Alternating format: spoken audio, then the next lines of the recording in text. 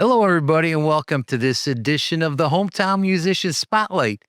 And my guest today, you can find tickling the ivories all over Northwest Indiana, multiple times a week, and sometimes multiple times a day. It is my pleasure to bring in keyboardist extraordinaire, Pamela Rocha. Thanks, Pam. Hi. Yeah, I'm glad you could join me. Me Looking too. forward to this. Me Yeah, too. pretty Super cool setup excited. here, huh? Yeah. So we're going to be talking about Pam's new release, The Unadventures of Alice, a little bit later in the program and dig into that. But for now, we are going to dig into your early childhood, your past, how you got here. So if you don't mind telling us, Pam, where were you born? Where'd you grow up? And what schools did you go to? I was born in the Munster Community Hospital. Grew up in Griffith, just north of 45th. So we had our street. My grandma's street was the next, and then my cousins. So we were all just a block away from each other, which was nice. And then sorry, what was the other Yeah. Just what schools you went to. school? Okay, so Griffith High School. So Yeah. Mhm. yeah, went to Wadsworth and then Griffith High School. Mhm. So It's nice having family close by, right? Having yes. that support system. So, was there anybody in your family, or can you point to a time in your life when you first kind of caught your music bug? Was it a record? Was it a place? Just was always there. We had a really old piano in our basement in that house in Griffith. Some of the keys would even stick, after playing them, but I would start playing stuff by ear and my mom would notice, Hmm. her mom was really good at piano and organ and played for church. So, Hmm. she thought maybe I had that handed down and, that definitely was the case. So she, started me in private lessons and I took private lessons for a long time and was classically trained, which Hmm. is the best training in my opinion. You learn so much technique and theory, with that. So, um, so yeah, that was most of my training, and then self-taught other genres, of course, Hmm. too. So Is that piano still in the family too? Is it still I around? have no idea where that thing is. It's gone. So, but my dad upgraded, like, once I got serious about it, found, he was a big fan of, what is it? The Penny Saver. I don't know, some magazine you could find used things, and he found a really nice piano for me and got it in the house, and so that was in the living room, and it was kinda hard to get practice time a lot because if the family was eating dinner or the family was watching TV, I couldn't just put headphones on. It's like a real upright piano, so but I just absolutely loved playing. Any chance I got, just was on there playing, and, my grandma would encourage it a lot too, so Yeah. Do you remember the first song you learned? I remember I had an organ once when I was a kid, and I think I played Marietta Little Lamb, and I wish they still had an organ, but, I mean, were those some of the first but our classical training's a little bit different? Yeah, first by ear, it was Heart and Soul, from that movie Big. They played it on the piano on the floor, and I would just always and then I would try to figure out, Unchained Melody. I really loved that. Mhm. But then throughout my training and studying, I wanted music to sound a certain way, and I would get mad, it would go in a different direction than I would anticipate when I'm sight reading, so I decided to start writing my own and make it sound like I want it to, Mhm. so So when you look back at those, younger days when, you might have been a teenager, let's say, who were some of your friends or classmates? Can you remember anybody that you collaborated with or whether even if it was a school play? Um, I know I was, like anything they had in high school or junior high, I was involved. If it had music, I was in it. And so we had jazz band, concert band, marching band, pep band, and then even the choir needed like a pianist to accompany them.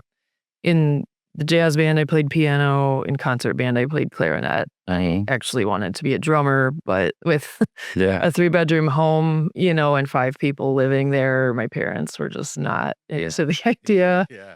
But I'm really glad that, my mom did push piano because Mhm. I can accompany myself, solo and write on there too. So, but there were some local bands, through high school years, and I wasn't involved, but they would have me come open for them, play like a solo spot, before their show sometimes, or stuff like that, and I would attend their shows. But yeah, I didn't have a ton of musical friends. It just was always kind of more solo. I was in a couple garage bands, through high school. Yeah. So A lot of our guests that see you regularly know you from the Aftermath, a great band, a local band. And more recently, you've formed a group, that 70s group. Is that the correct of it? Yeah, which I know you'll have something to say a little bit later. So how did you transition into, kind of making it your business, let's say? Uh, I have been through so many careers, and kind of got to a point where I went through a life and death experience, and it really pulled me back toward music. Why am I not using this? And just thinking like, gosh, if I could get paid to play music, that's like the best job in the world. So Yeah.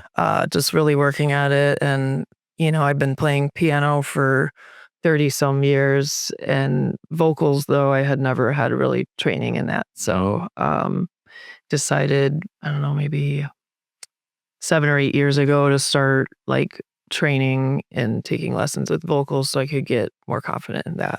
So I play a little guitar, and as I would play guitar, it was a lot easier to sing and play guitar than it was to sing and play piano. So, but noticed my love for singing as well. So started training in that. And Yeah.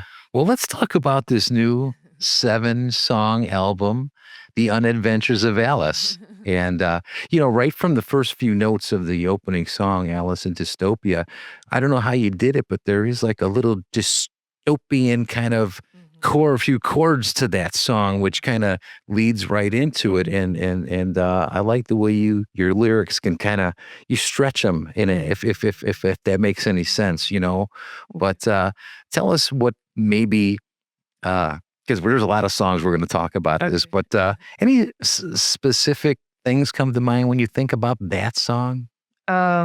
it's we go through so much ups and downs in life, and sometimes you just feel like you're in a black hole. You don't know how to get out, and it happens in different ways, different events, and different, just different days. And you can't stay there, you have to climb your way out. So I wanted to write a song. I've always loved Alice in Wonderland. To me, it's so symbolic of so many things in our real life, that story. So always wanted to write something that would collaborate with that idea. And then it popped in my head one day that, so that song is really a story of, being in that black hole and how she's going to find her way out, and it was supposed to sound a little fairy tale-ish, which is what you're referring to.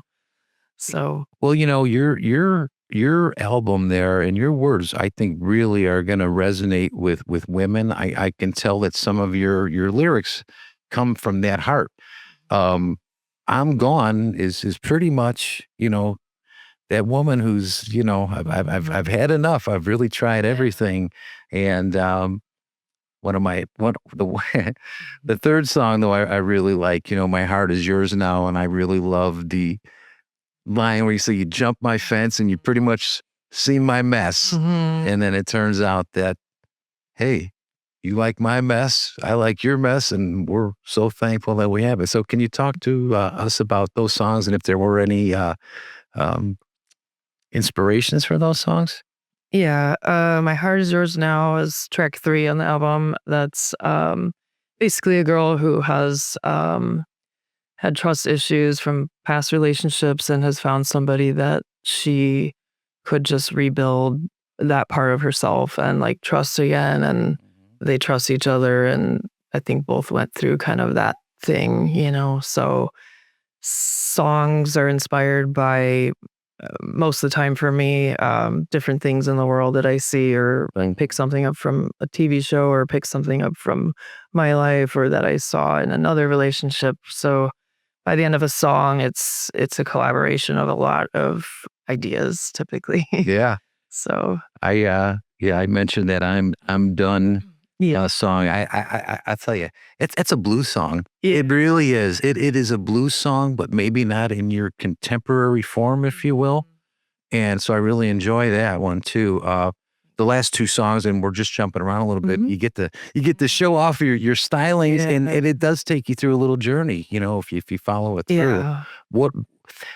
How do you feel about those two instrumental songs at the end? So those were written probably 20 plus years ago. A couple other ones on there were as well, and it kind of just took me where it wanted to take me. I had a couple new songs I recorded first, and then went through my older material to see what is worth recording and making into something. And by the time I had the first 5, it's like, okay, this is a really good group of songs that really fit together and could be a continuous story. And then decided to I'm just going to go record these instrumental tracks. I've been wanting to do this forever, and finally got good takes on them. I'd tried previous at different studios and just didn't get what I wanted. So I thought it was the perfect ending to that story. Yes, it was. Fairy tale and a big piece of me, a big piece of my past. So yeah.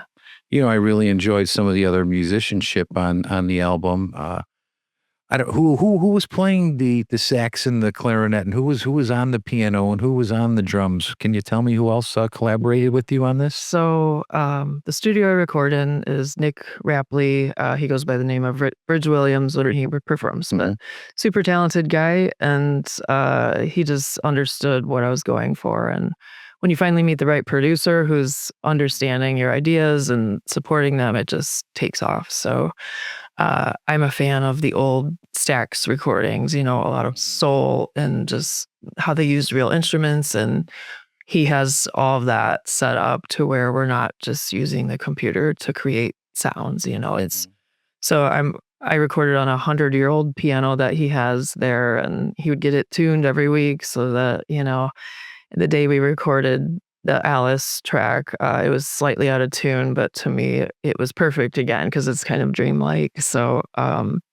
just happened to work out great. But so he recorded drums. He is a drummer. Okay. And then he would do the bongos, any rhythm section stuff. So and then the sax player is Bo Schneck. I don't want to say his last name wrong, but yeah, a really talented guy named Bo, and he's a phenomenal sax player. He just understood, and he tried as long as we wanted to get what we needed. He also plays flute, so he did the flute on the 3rd track, the 4th track on there. So, and then Billy is a guy who played on the bass for the tracks as well. Okay. But all super nice professional people to work with, and I was just blessed for it to all come together. Yeah. So it flowed real well. And I have been to Dr. Richard's Audio Remedy studio before, and if you can't feel comfortable there, because it's a vibe. Yeah, for sure. Yeah. What are some of the more fun things or places that your music has taken you in the last couple of years? Maybe some surprises. It's always an adventure to do music. You never know where it will take you and with who. And that's what's so fun. It's just, you don't know what's around the corner ever. And last August, I got to play a private event with Kelly Kay from Night Ranger. That was definitely the highlight of my year. And he's a super nice individual to work with. And then I did a private party one time. I didn't know whose house I was even showing up at, and had my friend drive me because I was up late gigging the night before, and it was an early gig. So at the end, the woman gave me a cleaning brush, and it was that company Libman. Oh yeah, Libman, sure. It was the Libmans, like they own the company. So I was in her house playing her piano for her birthday, and you just never know where it's going to take you. And it's so fun to meet people, and they are so appreciative of your music and what you brought into their life, even though it's like temporary. Like I think it stays with them, Yeah. So, but I would say those were the two highlights I can think of off the top of my head from last year. And any local artists I got to jam with or play with or collaborate with, like it's all just moments to cherish. Yeah. Pam, what's the Northwest Indiana music scene like right now, and how has that shaped you as an artist?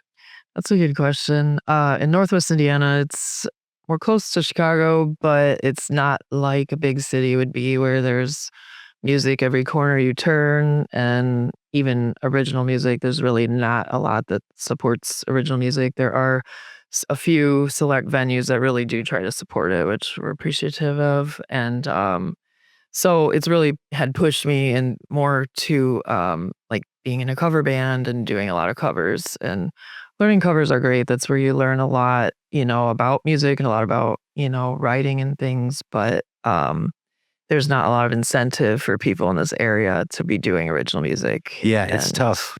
But then I also feel if I were to move to Nashville, it's just overpopulated with people doing that. So I really don't know what the magic answer is. I think just, being true to yourself and your sound and getting it out there where you can. The right people would find your music. I don't know if it necessarily matters where you live. I mean, just trying to figure that out as I go. Yeah. But Can you ever recall, let's say, a breakthrough moment when maybe the first time you said to yourself, "Hey, you know what? This could be a thing for me."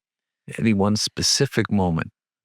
Well, as I was studying vocals, with vocal teachers, I had to perform in talent show, and I always suffered extreme anxiety and nerves. It's part of what took me so long to perform the way that I do now. And just the one performance, I could see that, this is what I'm supposed to be doing, and that how it feels and what I'm communicating with the audience and how it's making me feel in the exchange of energy. And it just solidified everything. So Nice.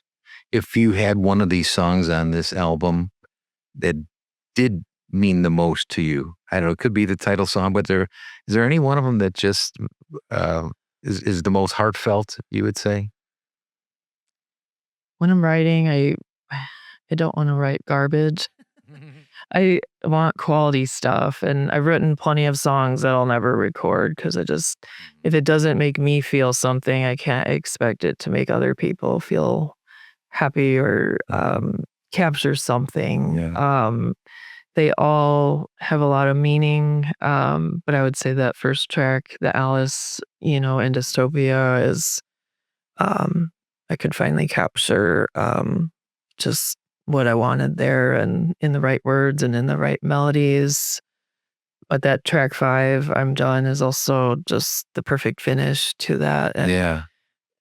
that one is more of a blues song where it's from a woman's perspective, where there's probably not a lot of those out there. That's It's like, hit me.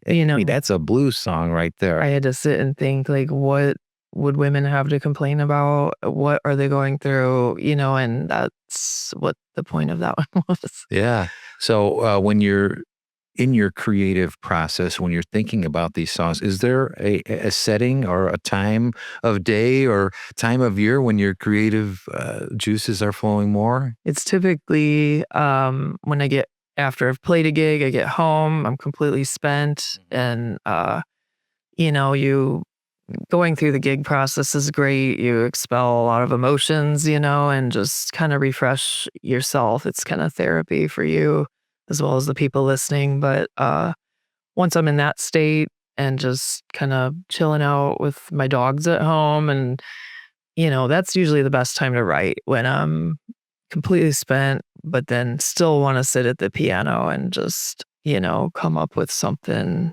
heartfelt.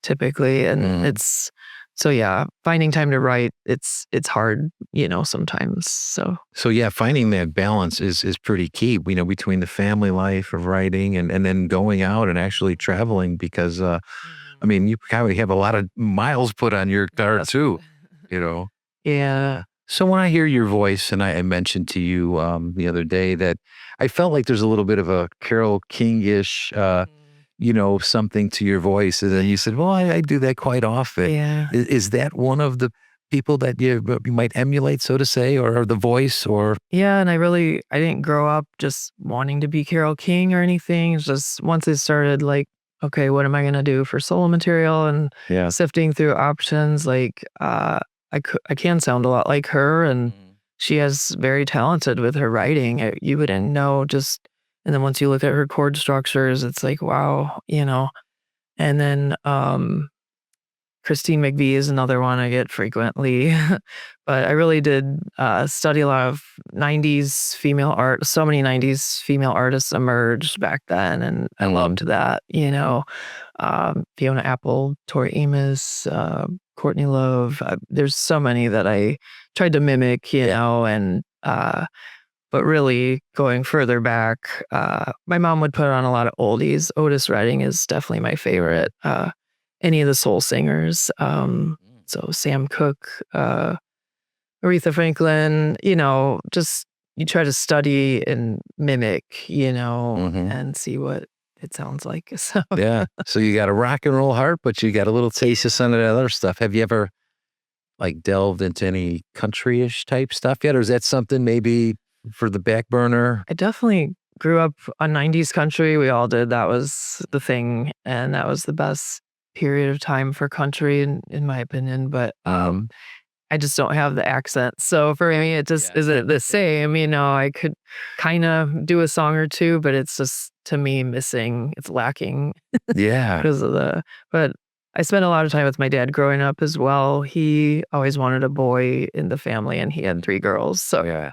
I was the middle child and easygoing. So I would hang with him a lot in the garage. He would have a lot of '70s rock on and just picked up so much from that. And still, like, we'll go to concerts together, whoever we can catch. Like, That's awesome. he gave me his whole vinyl collection. And he's, even though he's not a musician, he wouldn't know how to play an instrument or anything. He's very well versed just in knowing good music. So Yeah. Man of my heart. He's a man of my heart. I'm not a musician either, but boy, I sure love my music. and that's the strange thing. I love classic rock. I grew up on that, but when I sit down at the piano and write, it's such a different Yeah. side that Yeah. comes out. So Now it's kind of hard to look ahead, especially when we're in the right here, right now of this new album. But if you could allow yourself to look ahead at yeah. your musical ladder Mm. or your ladder of musical aspirations, let's say, is there any wild dreams out there still yet? I mean, of course, you always want to be in a position to repay your parents for everything they've done. My mom and dad both have supported music so much for me. My mom working so hard to pay for my lessons each week. And Yeah.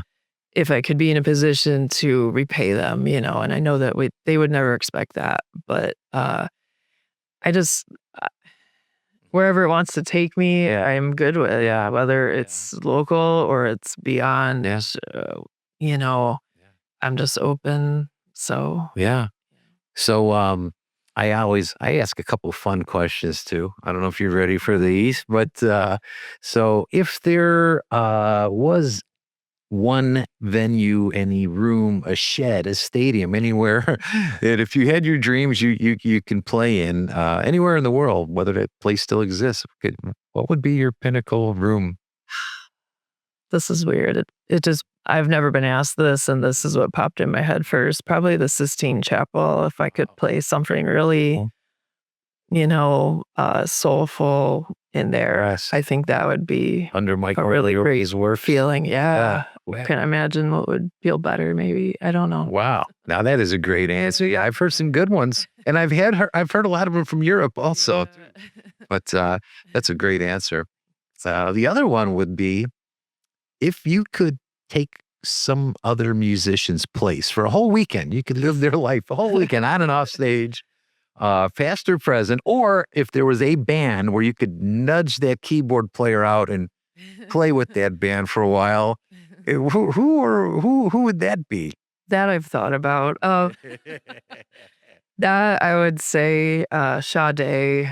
She was great voice, phenomenal, just so soothing and healing with her voice. It Mhm. just her band is phenomenal. It's so classy. Like I would definitely switch places with her for. Yeah. Yeah. There you go. That would be really, She really seems like cool. she's been through a lot, and she's just super Mhm. strong and just finding the silver linings, Yeah. which is So when you're playing, we're one more question before that, but when you're playing, and I think I know the answer, but can you really feel that audience? Does the power of the audience help the musician, and what does that feel like? yeah.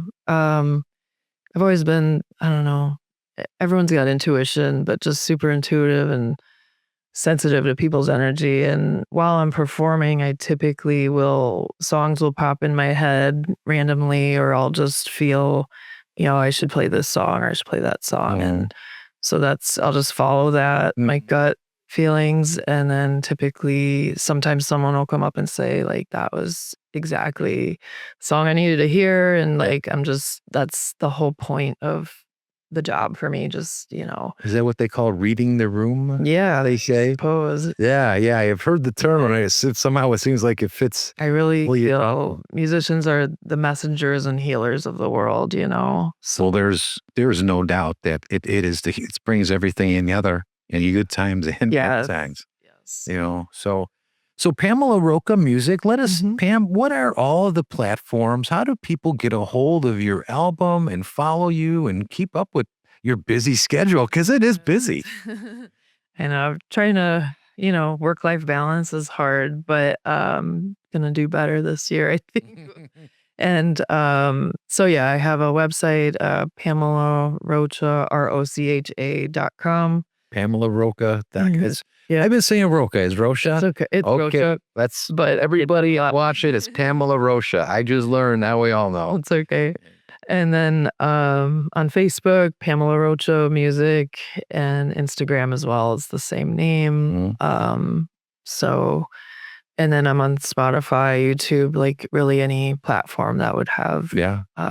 the music. And there's a music video for the first track of the album as well. So, Yes, I've seen the video. yeah. I've been listening on Spotify myself. So those are great ways to get a hold Yeah. and see some of Pam's work. Mhm. And if you can, follow any of these media forms and get out and see Pam. You really need to see it, including me. But anyway, that is going to wrap this edition up for the Hometown Musician Spotlight. We had a wonderful time talking. Thank you so much. And I want to thank Pam Rocha again for sitting down with me. And until next time, peace, everybody.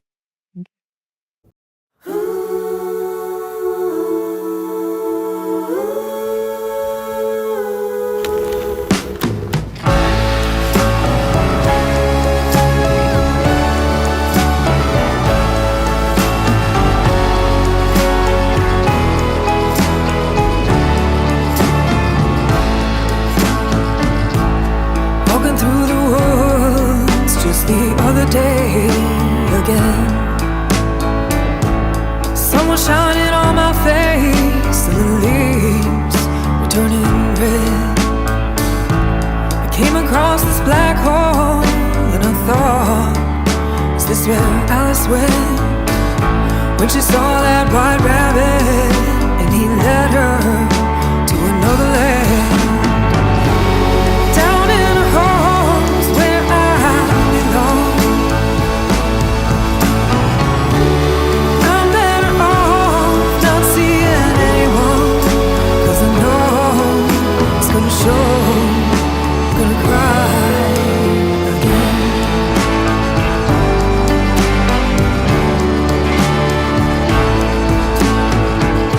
So I jumped down that black hole and I thought, this is it.